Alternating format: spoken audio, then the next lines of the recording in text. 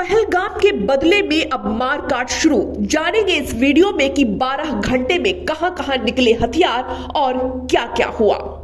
घाटी में पिछले 12 घंटों से लगातार कार्रवाई जारी है। सेना ने पाकिस्तान की कई चौकियों को तबाह कर दिया है और बॉर्डर से सटे इलाकों में लड़ाकू विमान उड़ते हुए नजर आ रहे हैं, जिसके चलते पाकिस्तान की हालत अब पतली हो रही है। वो भारत पर दबाव डालने की गीदड़ भभकी देकर जवाबी कार्रवाई की बात कर रहा है।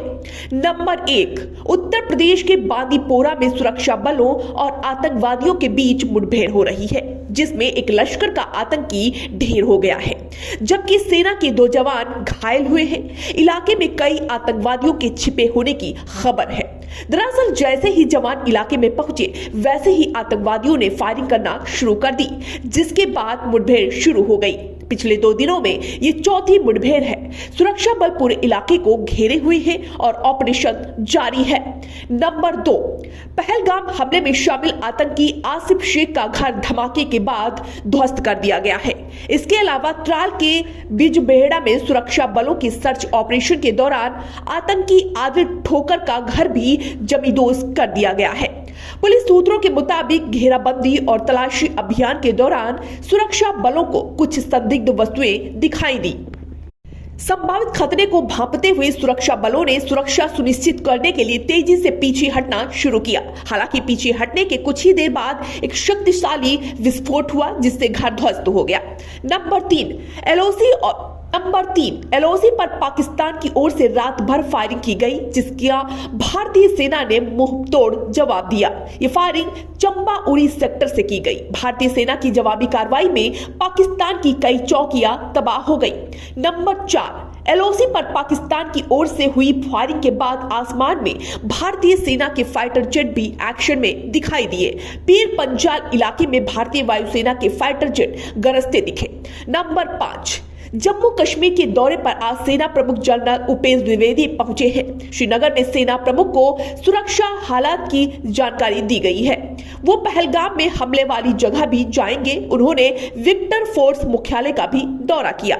नंबर 6, लोकसभा में विपक्ष के नेता राहुल गांधी आज पहलगाम आतंकी हमले में घायल हुए लोगों से मिलने कश्मीर पहुंचे।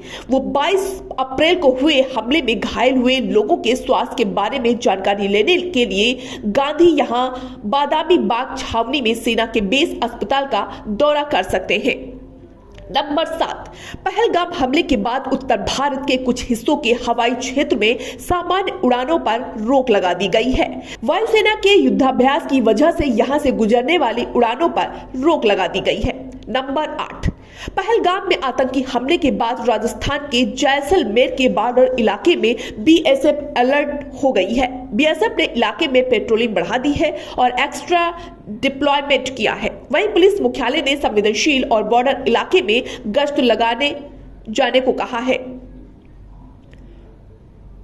वहीं पुलिस मुख्यालय ने संवेदनशील और बॉर्डर इलाकों में गश्त बढ़ाए जाने को कहा है। नंबर 5, पाकिस्तानियों का वीजा रद्द किए जाने के बाद अटारी बाघा बॉर्डर पर पाकिस्तान लौटने वालों की भीड़ लगी हुई है। भारत ने पाकिस्तान के लोगों को 48 घंटे में लौटने का आदेश जारी किया है।